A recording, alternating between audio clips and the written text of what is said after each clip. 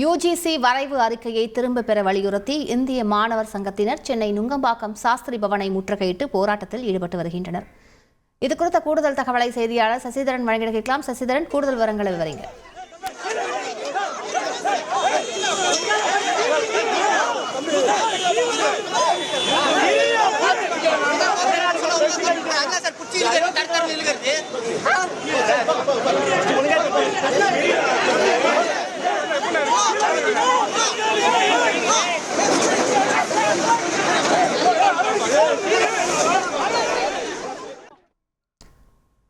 சசிதரன், முழு விவரங்களை விவரிங்க. சசிதரன்,